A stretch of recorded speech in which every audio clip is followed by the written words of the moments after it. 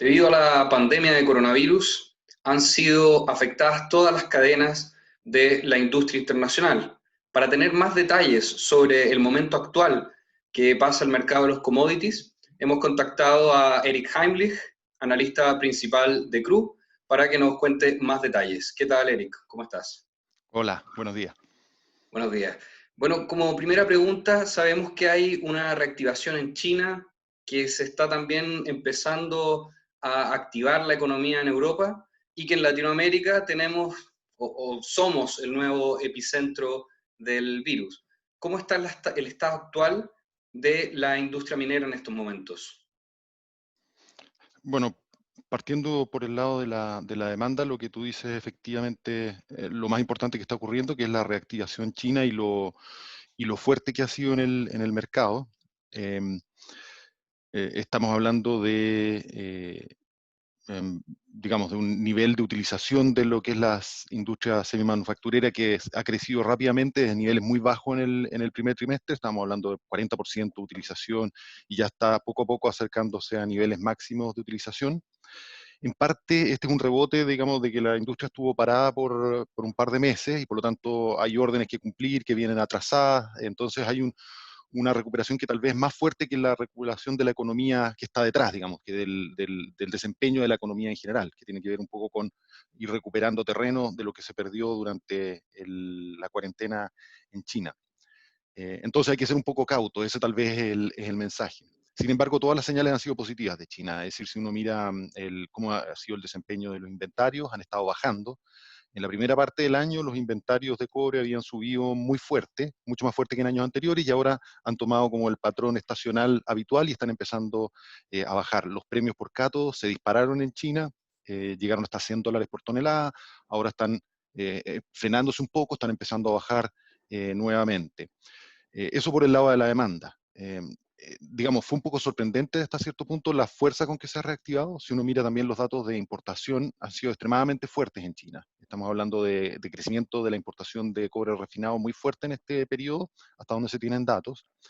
Sin embargo, y lo que creo que nosotros todavía resaltamos siempre es que la pérdida en la primera parte del año fue muy grande también. Es decir, fue sin precedentes. Estamos hablando de, en nuestra estimación, alrededor de 18% de caída del consumo año a año en el primer trimestre del 2019 en China. Eso significa que a pesar de la recuperación que se está viendo ahora y lo que uno pueda proyectar hacia adelante, de todas maneras seguimos viendo crecimiento negativo en China. Eso por el lado de la demanda. Ok. Lo que tú dices por el lado de la oferta, lo mismo, es decir, totalmente de acuerdo. El epicentro de la pandemia ahora está en países productores de cobre, sobre todo en Latinoamérica. Eh, y aunque eso ya viene desde marzo, empezó primero con el estado de emergencia que fue declarado en Perú, y en Perú efectivamente es donde se han visto las pérdidas de producción de cobre de mina más fuertes que en cualquier otro país. Lo que tal vez ha cambiado en el último mes es que se esperaba una evolución tal vez distinta con las medidas fuertes que se tomaron, por ejemplo, en el caso de Perú. Perú se ha ido prolongando sucesivamente la cuarentena y a pesar de eso, si uno mira la evolución de la pandemia, el número de casos todavía sigue siendo bastante elevado, el número de nuevos casos, etcétera. Entonces, obviamente se genera preocupación. Y algo parecido en Chile. Chile, comparado con Perú, ha tenido muy pocas pérdidas de producción producto de la pandemia hasta ahora, eh, pero existe preocupación por el aumento de casos y por el hecho de que, bueno, todo el país pensaba que iba a haber una normalización y ahora resulta que no hay normalización, sino que estamos en un periodo crítico de la pandemia y por lo tanto hay una sensación de mayores riesgos. Hasta el momento se ha perdido bastante producción. Nosotros estimamos que solo por las disrupciones del COVID hasta ahora, anunciadas hasta ahora, se puede perder más, hay más de 400.000 toneladas de cobre que se han perdido. Así que esa es más o menos la situación. Hay un balance de que digamos, el COVID está afectando a ambos lados del mercado, pero hasta ahora, naturalmente, el impacto por el lado de la demanda ha sido bastante más fuerte de lo que hemos visto por el lado de la oferta. Perfecto, anteriormente conversábamos para una entrevista que está publicada, de hecho, en nuestra edición de mayo, invitamos a Ujú. todos a leerla, en que nos plantea el concepto que en la fase de recuperación va a haber una pérdida permanente. Si nos puede explicar en detalle cómo va a ser la recuperación y qué significa este concepto. Bueno, en el fondo esa es una estimación que se basa en la evolución de los indicadores económicos que están detrás. El cobre está muy asociado a ciertas áreas de la economía, sobre todo a la producción industrial, al desarrollo de infraestructura, etcétera.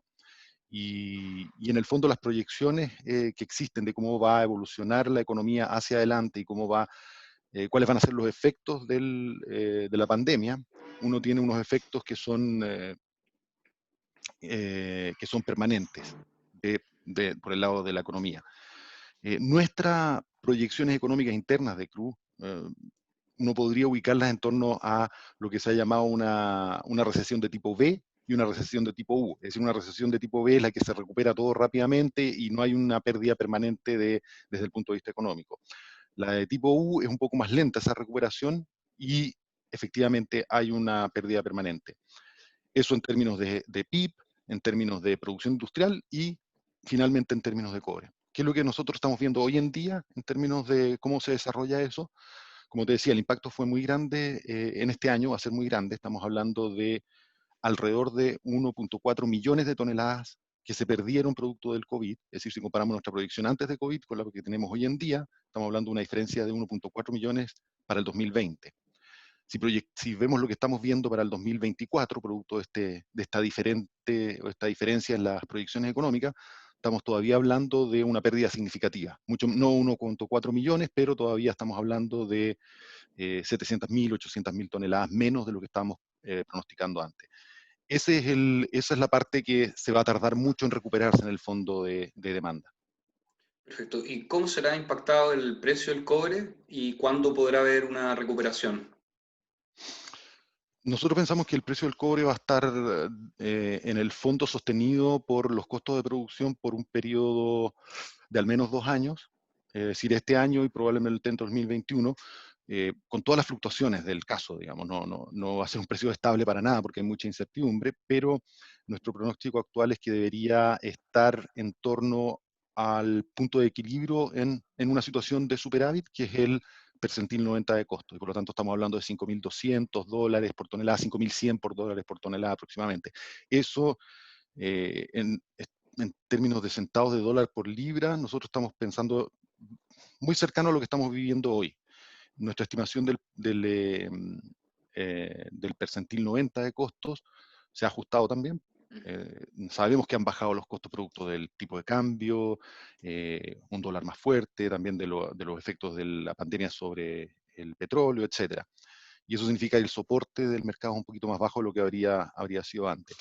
De ahí en adelante, en realidad el precio tiene que subir porque estos precios son los mínimos para sobrevivir en el corto plazo. La industria, con este nivel de precios, no toda la industria, pero digamos la parte menos eficiente, más costosa de la minería, no sobrevive indefinidamente con estos precios. Entonces esos precios para generar un equilibrio, tú tienes que ir subiendo, y eso es lo que vemos hacia adelante. Digamos, 2022 en adelante, subiendo en la medida que tienes que sostener una industria con capital de sustentación, con la inversión necesaria para mantener la producción, etcétera. No son los costos de caja, digamos. Sin embargo, allá hacia el final del mediano plazo sí vemos una normalización en términos de los balances y por lo tanto la posibilidad de precios un poco mejores. Son menos optimistas de lo que teníamos antes del COVID, incluso en el mediano plazo, pero sí tenemos una tendencia ascendente, digamos, aproximadamente hacia los $3, pero recién en el 2024 estamos hablando. Ok, también pensando al mediano plazo, como productores de cobre y litio, nos resulta interesante qué va a ocurrir con el mercado de la electromovilidad. ¿Qué proyecciones Ujú. hay con respecto a este nicho? Obviamente la electromovilidad es uno de los aspectos que hacen que la visión del cobre en el largo plazo sea optimista. Em, el cobre va a tener un componente de consumo importante por el lado de la electromovilidad. Sin embargo, en el periodo que nosotros estamos conversando ahora, no tiene un impacto muy fuerte. Es una curva exponencial de crecimiento que todavía está en la etapa muy baja de crecimiento. El aporte que tiene es muy bajo en términos de consumo de cobre. Nosotros esperamos que recién empiece a tener un impacto en la segunda mitad de esta década. Y de ahí va a ir creciendo paulatinamente y va a ser un componente importante del consumo.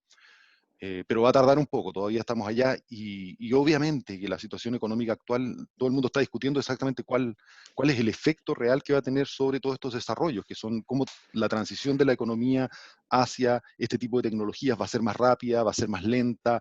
Eso es una discusión que se está dando hoy en día. Pero lo que sí te puedo decir es que ese es un componente importante de la demanda, digamos, de largo plazo, de todas maneras, y es una razón de optimismo para el mercado del cobre, pero no está afectando lo que va a pasar, digamos, los próximos 3, 4, incluso 5 años. Perfecto, ya para ir cerrando, me gustaría preguntar cómo ha sido en general la reacción de faenas mineras y qué desafíos quedan por delante en esta crisis sanitaria. Bueno, las faenas mineras tienen una gran cantidad de desafíos. Tienen el desafío económico, las condiciones de mercado cambiaron radicalmente.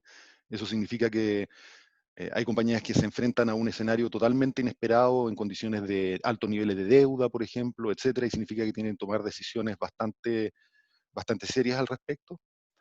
También están los desafíos logísticos que tienen que ver con operar en condiciones de cuarentena. Eso lo sabemos, lo tenemos muy claro acá en Chile y hasta ahora han sido exitosas las empresas en operar bajo esas condiciones, pero siempre está el riesgo, es decir, las pérdidas más grandes se han producido por operaciones que cierran producto de que tienen muchos casos, básicamente, entre los trabajadores. El caso de Antamina, el caso de Cobre Panamá, son operaciones muy grandes que tenían permiso del gobierno para seguir funcionando, eran consideradas actividades esenciales, pero llegó un momento en que en el caso de Antamina habían 200 personas, 200 trabajadores contagiados, tuvo que paralizar completamente por un periodo bastante prolongado. Ese es el riesgo que las empresas hoy en día, yo creo que en muchas partes, no solo en Chile, es el más importante, es controlar. Es casi inevitable que tú tengas casos entre los trabajadores, pero controlar, saber con quiénes estuvieron en contacto, aislar a las personas que estuvieron en contacto, etcétera. Y el tercer factor es cómo operas tú después de esto, digamos, después de los lockdowns, después de las cuarentenas, que es el tema de la productividad, cómo mantienes el nivel de productividad con el distanciamiento social, etcétera, y también con otro factor que va a ser importante, que es en todo este periodo que se ha prolongado, como decía, más de lo esperado tal vez, no se han podido realizar las mantenciones necesarias, tal vez en algunos casos, o se ha bajado digamos, el nivel de operación en ese aspecto, y eso puede tener impacto en la producción también a futuro, y eso es otro aspecto que hay que manejar y que no es fácil y que es desafiante. Entonces es bastante complejo lo que se viene, incluso después de que viene esta parte que es la más álgida, la más complicada de la pandemia. Bueno, agradecemos mucho tu tiempo y por estar con Minería Chilena. No, muchas gracias a ti. Bien, hasta luego, gracias. Chao.